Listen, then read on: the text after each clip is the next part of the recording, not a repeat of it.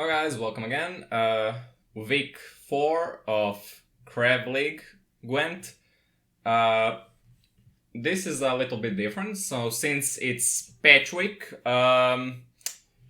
we had to send our deck lists to each other just half an hour before the match, so I didn't get to record the analysis before the game of my and his decks.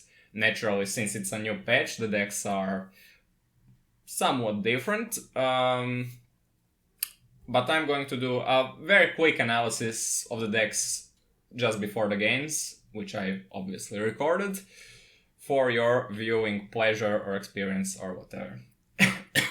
So first deck I brought, Siege, Inspired Zeal. This deck is, in my opinion, broken.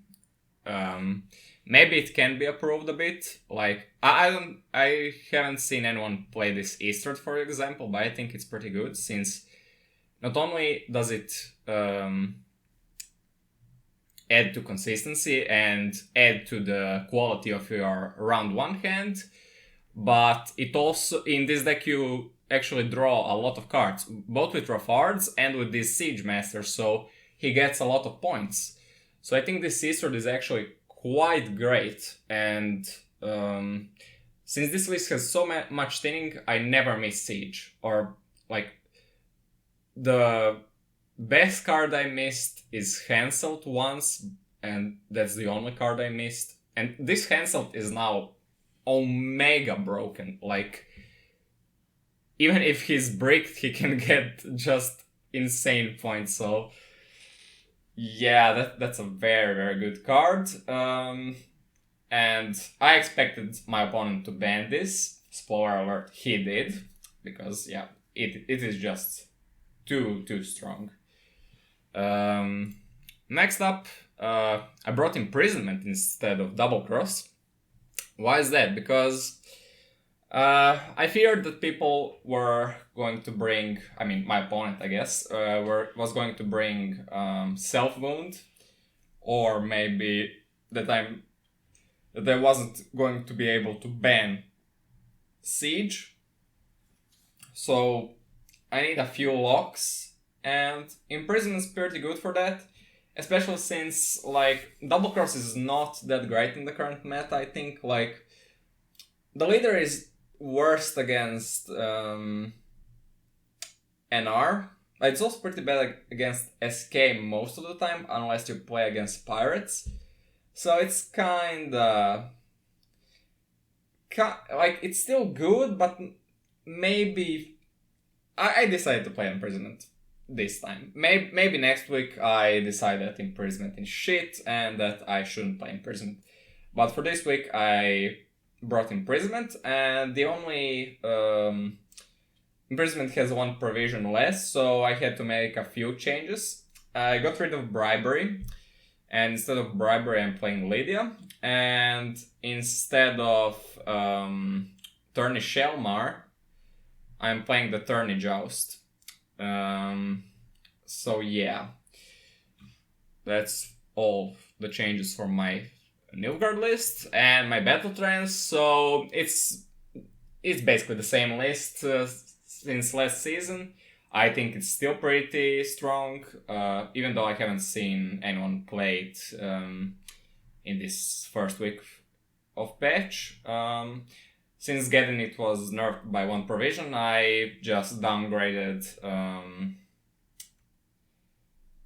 What's the card's name? Holy. The one that pings 6 damage randomly in a row, for another Heimei Scald, which is pretty good.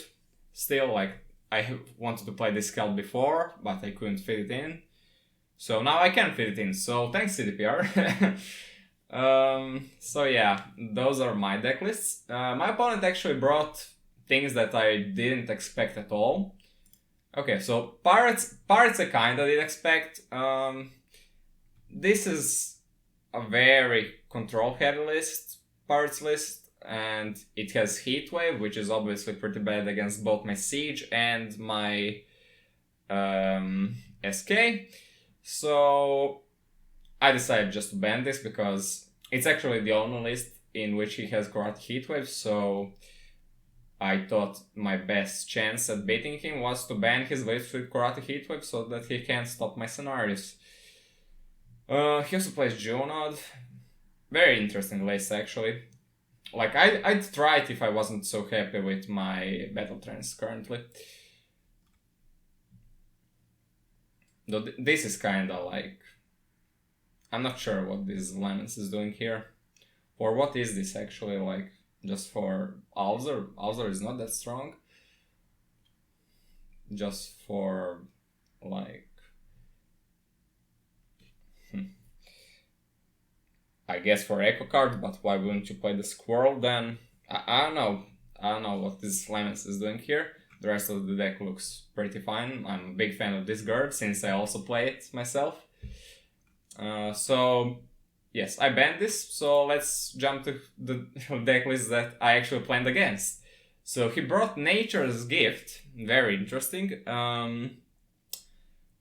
Devotion with Great Oak.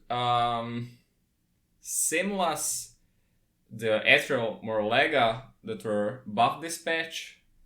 I actually, like, this is a very interesting list,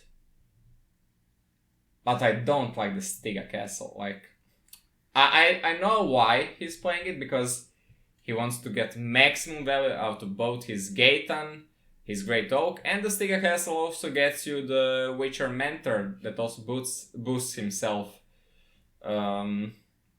when you play it for every unit played in the row. So he has a lot of row play. Interesting deck, very interesting. It auto loses against Siege though, because Nature's Gift just should auto lose against Siege. And I guess it also auto loses against Self Wound, but I don't play that. So very, very risky deck to actually bring, in my opinion. But we'll see what happened in the games. We'll see if he got it through, actually. His last list is Pirate's Cove. I actually tried. Like, I agree with him. Syndicate, Jackpot is not that good anymore, because it doesn't have that many points. It still has a great finisher, but you just bleed it out so easily with decks like Siege and Self Wound and even Battle Trance. Like, anything that just pushes heavily in round 2. Like, it just gets bled out. So he decided to actually not play Savola, still plays King of Beggars, and he plays some other tribute cards like Morils, Graydon, Ignatius Hale,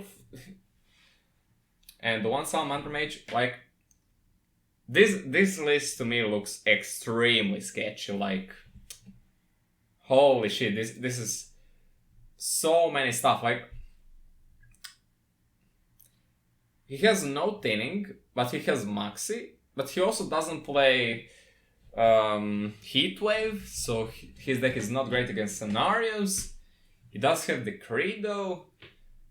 He has some very random cards in here, like Scapegoat, which is, I mean, it's okay, but he has a Dip in the Pontar, just one Slender. Like, it's a mess. Tamara. I really didn't know what to think of this deck, which is, this is my second, like, I also thought about banning this. Also, like, he plays the Hucksters, and he doesn't play the Truffle. Very strange, in my opinion. He also doesn't play Siggy. Yeah, very, very interesting deck. I wasn't sure what to make of it, so I decided not to ban it. I thought it was just like... I still think it's pretty bad, but I guess you can beat some matchups. I actually tried playing the Pirates Cove bounty list myself this season. It performed really badly, so I actually went to play with Off the Books, which was doing alright, but I'm not too happy with the deck, so I didn't bring it. So yeah, I played against his Pirates Cove and his Nature's Gift. And he banned my Inspired Zeal. So yeah, I was first and decided to play my Battle Trance and against his, so I thought, Pirates Cove, and that's exactly what happens. So let's look at the games. So my round 1 hand, it's pretty alright. I have against Bounty, Gerd and especially Darren are liabilities because they're 8 power, so he gets a lot of coins. I still want to play those cards. Like, I tried to tempo him just by playing both of them. I knew that I had to play both of them in this round just to get rid of them and for them to possibly play, so that he can't use those high-powered units in later rounds. And so, I tried to pressure him a lot. Here, like, my Wanderers are already quite a bit to the right, so I didn't know what I was supposed to do. I was thinking about playing the Totem. I was also thinking about playing the Gramist, and I was thinking about playing the Gerd. So in the end, I decided to play the Gerd for the reasons that I mentioned before, because I think Gramist is important this matchup. This is also important this matchup because he can't, if the totem is not activated, he can't actually bounty that. So nice text against bounty, I guess. But he decided that he is going to play and he is going to win this round. I didn't want to let my Wanderers out since I knew that he still has this guard, and getting Wanderers out was bad in my opinion. So yeah, he tempoed ahead and we get to round 2, in which he decided to push. So first I played my discard, then I played my totem. The totem which I wanted him to actually answer with his professor, which he did. Here we go. So next I play the Truffle, so I can still activate the totem and I get my Wanderers out. So a lot of points. And like, I was sure that he wasn't going to get my getting it out, since I played so many points here. And here I decided to play the Grammis since that's his only bounty, and the rest of the cards are really good. Like, I didn't want to play any other card, so I played the Grammis. And I click this since there's no reason not to click it now, since there are two. There's one 6-powered unit already here. So he passes. I go to round 3 with 1 card up, and he has 1 leader charge down. So I was pretty happy about my chances. And I also drew quite well. I think I drew everything. Pretty sure I drew everything. So that was the best possible scenario for me. He decided to kill this. I didn't want to use this on it since he has double toll punish with Moriels and Graydon. So he will punish this with Graydon. He played the Witchfinder, he played that. And here comes the Graydon. which he actually activates, which surprised me because that plays for 1 point. Actually doesn't surprise me, what am I saying? Because he gets the coins, right? What am I saying?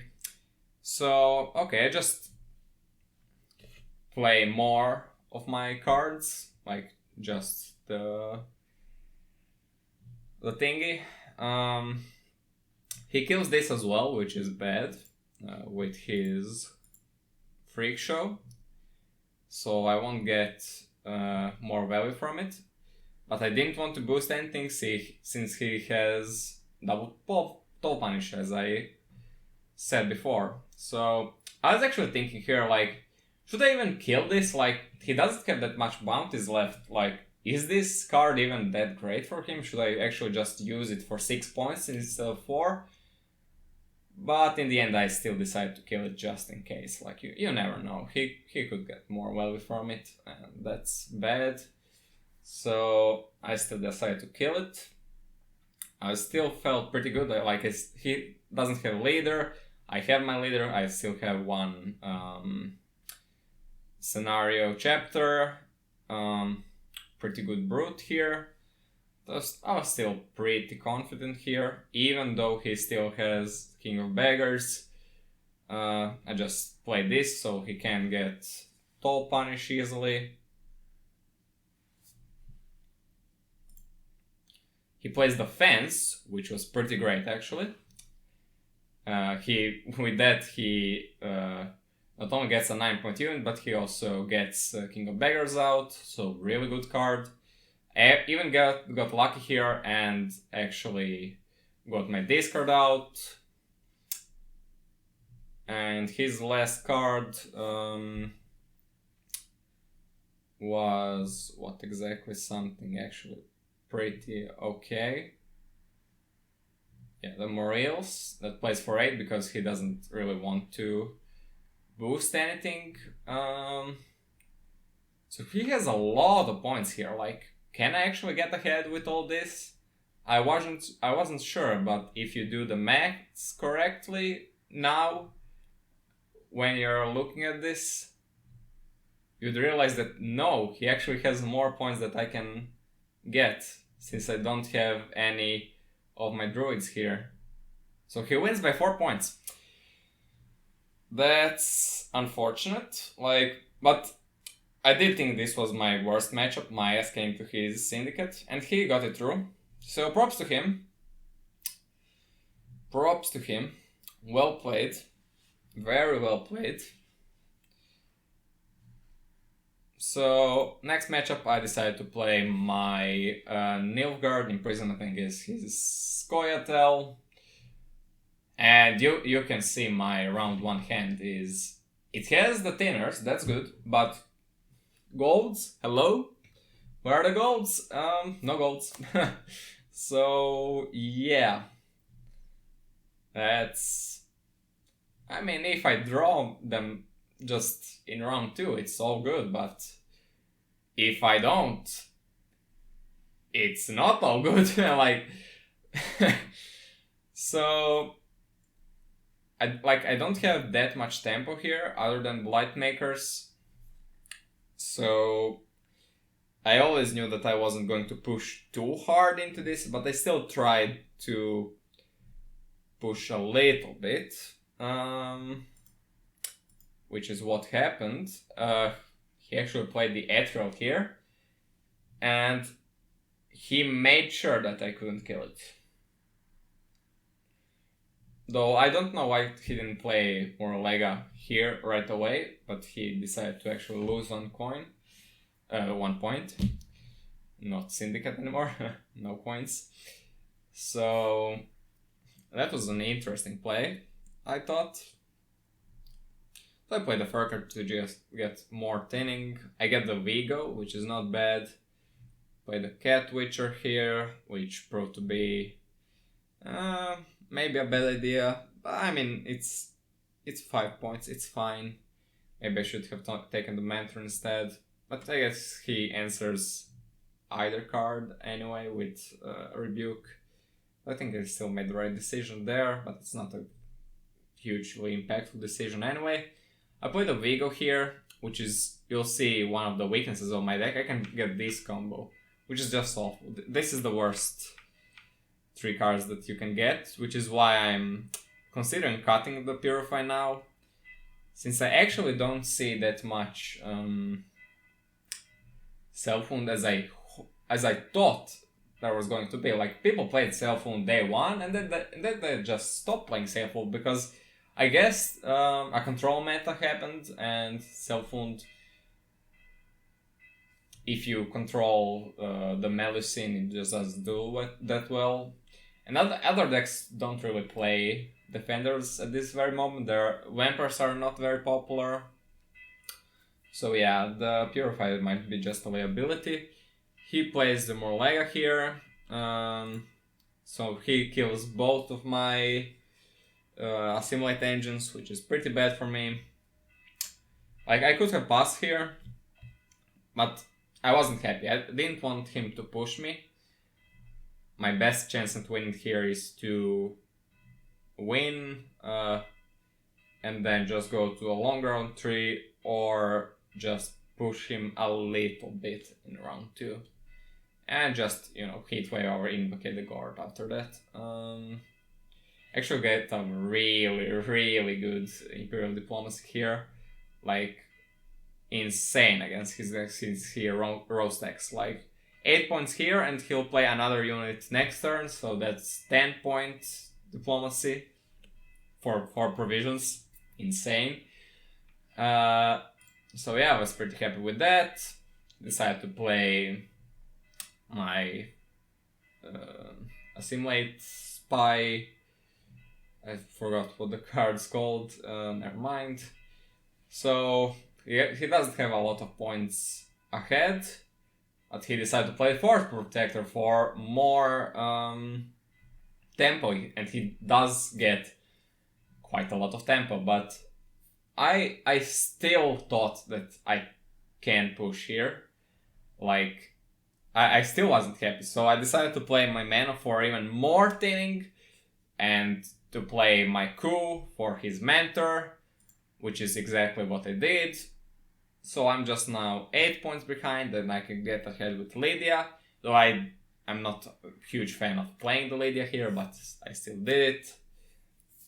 And I wished I had Lydia around 2, let me tell you, because he's going to pass here, and I'll have to play this Lydia right now. And round 2 came. Round 2 came. Look at my... Just look at this hand. I have no golds. Where are my golds? All my best golds are in deck. Terrible. So I actually think I made a mistake. I should have just passed and tried to get into a long round 3. But I was worried, and I don't know, I just played badly here. I didn't play this particular matchup in a long time. Nature's Gift wasn't popular in like 2 seasons, and Imprisoned wasn't popular in like 3 seasons, so yeah, I forgot how the matchup goes. A little bit of unfamiliarity here. But I decided, like, I can maybe tempo with Illusionists. Like, Illusionists are actually pretty good, especially since I get the Dunquenel Guardian. Maybe I butchered that name. But yeah, look at my deck. Holy shit. So yeah, naturally he didn't want to give me a chance. He wants to tempo ahead of me. Naturally. I played another Guardian here, and he plays Etna, which... And he also boosts it, so I can just Imprisonment coup it right away. So I had to use this ping on Etna instead of one of these. And now I have a lot of points on my board, which is good. I actually thought that I might get away with this. And just look at this. Look at how many Symbiosis engines I have.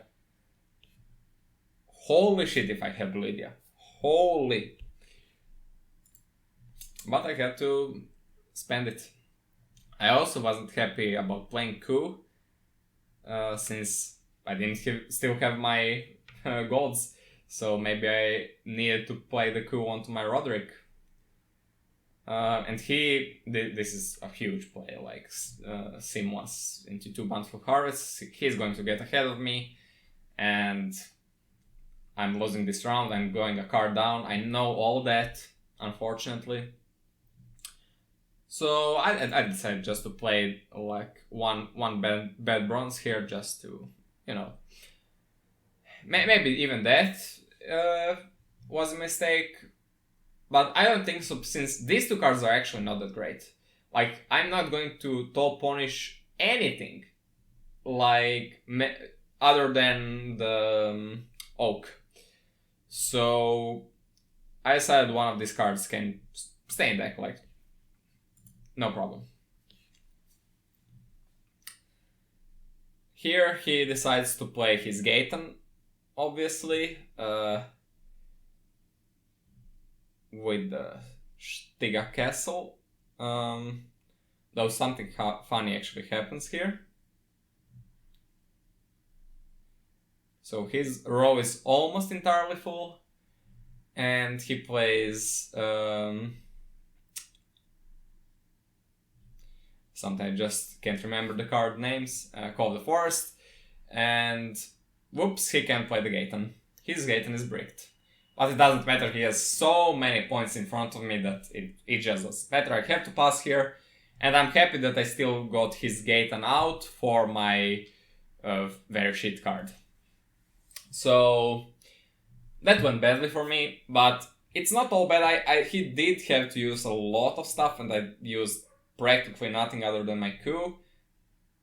And even though these draws look pretty badly now, I actually do get all my golds except the invocation, which I didn't care about, as I said before.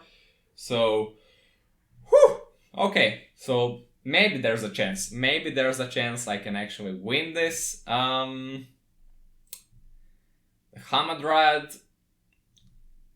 you always log that. You don't want him to get 1 extra point. And since he has a 9-point Oak, you'll get your Toll Punish anyway. I want to play the Duchess Informant here because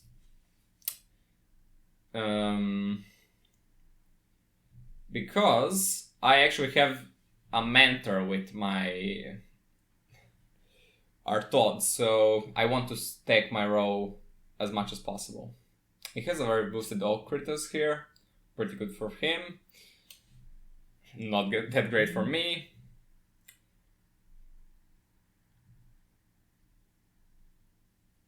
Probably should have played the Artaud here first, since...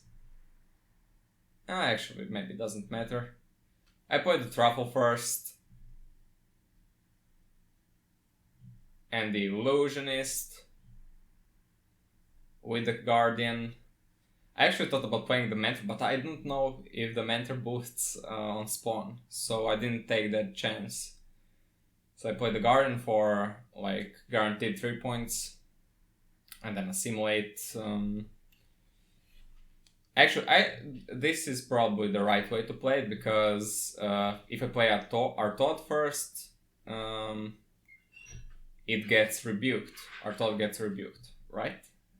I think so. Since he's 5 points. So yeah, I think I played it correctly. He was thinking here for some time. I should probably speed it up a little bit. He played a Tempering, a bad card, so I was getting my hopes up. Quickly played the Guardian and kill one of his row stacks, so he can't get more Oak value, and just play the Catwitcher Mentor here, which is 7 points, which is just as much as Ethereal, but I mean, it doesn't matter, right? 7 is a 7. And I also get a lot of Assimilate value with my Truffle, and he has own Oak. And I don't have that much points in the end. Like, the gourd should be enough, like not that much points, but his gourd is small, and I win by 1 point somehow. I get away with this. I was sure that I was losing here, but somehow his gourd is not that great. And I actually can see it. Like, his deck actually doesn't play that many nature cards, so he might want to get rid of Ethereal and Murlega, maybe. Or maybe, I don't know. Maybe just get rid of the Stiga Castle. Not sure how much that will help it. Or maybe, I don't know. Maybe the gourd is good enough. Like, it's still 11. It was 11 points there, but I just had 1 point more there. So, okay.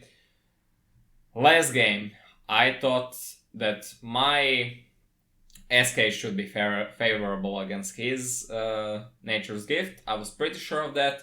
Like, I played this SK deck for 3 seasons, 4 seasons maybe even. Like, I'm very, very familiar with it. So, yeah, I was confident after doing like the Great Escape in a last game, which was, I guess, a little bit lucky, maybe a little bit unlucky since my round 2 hand was shit, but never mind. Nothing matters now. It's 1-1, last game, so let's see what happens. So I was actually incredibly happy with my round 1 head. I had everything that I could ever want. Truly. You'll see when all the mulligans happen. Actually, not all the mulligans, but also when I get all my thinning out as well. So I decided to play Darren first to get the Crow Mother in the graveyard. He plays the Hamadryad, which I actually can answer because the first card I draw with my Mask of Ouroboros was the Decoction, so phenomenal stuff. I just killed the Hamadryad. He is not going to push me with anything. Very good. I have 18-0 points. Very happy. I'm like confident that I'll win this round, but another Hamadryad. Okay. Whatever. At least he doesn't have Hamadryds in his other rounds, and his leader also is worse later. But I also draw the Heat Wave here, so I can also, if he decides to boost this Hamadryad a lot, I can also top punish that as well. So I really have everything that I want, that I ever want. I also have the guard against his raw stuff. So I wanted to keep the guard, and I just Heatwave the Hamadryad, especially since I saw in his other game that his gourd is not that great, so Heatwaving the Hamadryad was definitely the right option. I was personally sure, like 100% sure that he'd pass here, like he doesn't have that many points. But actually, he decides that no, I cannot lose this round, which is fair. He cannot lose this round. Like, if he loses this round, I just push for a 2-0, he loses the game, that's it. He can't do shit. So he plays the Seamless, and he gets a shit ton of points with Seamless, naturally. And he, look at this row. Maybe I got a bit too ahead with this. But yeah, I played the guard, since I really also want to win this round 1. I still have a lot of points here, but as you saw right there, he plays the Temperance, so he can activate this card. And now he has a lot of points, and I don't want to actually commit the Wanderers here, since I know that he also still has Gaetan. Like, I'm sure he has, because he played this in the back row. So I know he has still a great many points here, and he has to play the Gaetan here to get ahead. So I just pass. Like, there's no reason to commit the Wanderers here. And he played the Gaetan, got ahead. Everything's fine. Still very happy with how this round went, but a bit disappointed that I couldn't win the round. I actually made a mistake here. I didn't mulligan the Dwin Vandra, even though I should have, because yeah, obviously he's going to push, and I obviously can play the Gramist just on the board like that. Like, why didn't I mulligan the Dwin Vandra here? I don't know. I didn't. That's a mistake. A misplay. And naturally he pushes. So I thought about this. Like, should I play the Gednith here right away? Just trade the Gednith with the Etnan and maybe try to either get a card up or just save the Wanderers. But no, I decided I can maybe save the Gednith. It was a risk that I was willing to take. So I played the Totem. He decides to punish this Totem. I play the Burna to try to actually get rid of this Dimvandra and the Mardrome. But I think this Mardrome is better than the Grammis. Like, this Grammis is actually not doing anything in this matchup. So I actually decide to discard the Grammis instead. Which is, you know, why didn't that come to my mind when I was doing the mulligans? I should have just discarded Dimvandra, but okay, whatever. I'm still good. My Wanderers are coming out late. They're playing for a lot of points. Unfortunately, it seems that he drew both Etriel and Murlega, so he's going to get a lot of points from that. I still can't play my Gednith because I don't want to play both this and Wanderers or this and this. Like, that's bad. That's just bad. So I play this to get ahead with the Chromama.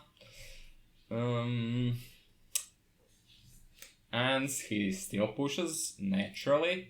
He plays the Forest Protector for a lot of points. And I decide that I want to just get ahead of him and maybe get him to pass or commit the Gorder, something that will give me a lot of info. So I play the Bride along with my Wanderers. Like, okay, now we have 12 points ahead. I mean, technically 11, but he needs 12 to get ahead. So he didn't blink for a second. He just called the Force for Etriel, which I can understand. And this is a bit of a pickle for me. Like, I have a 4-point card here. I have to use the leader charge, which is not great. So if he decides to play the Gourd here or something, I have to commit everything.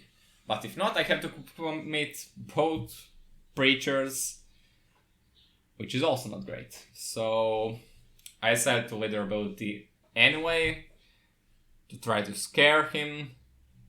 And that's a mistake. That's a misplay. I shouldn't use the leader ability here.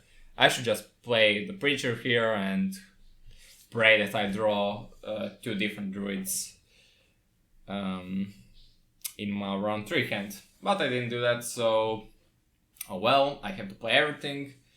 None of us have a leader. So I need to pray for my draws. I actually have still a lot of good cards that I can draw. I can draw the Truffle, the Morcrod with this card, and maybe something else. I can also draw the Dwin Vandra. So good cards still in my deck. And he actually has nothing left other than the Gourd. So, okay, this is still winnable. And look at this hand. This hand is actually perfect. I don't want to risk mulliganing here. This is a very good hand. Like, it would be better if only if I get the discard and my first mulligan was the Morkvarg. But no, that's never going to happen. So yeah, this is the perfect hand. I don't need any mulligans. This is a lot of points.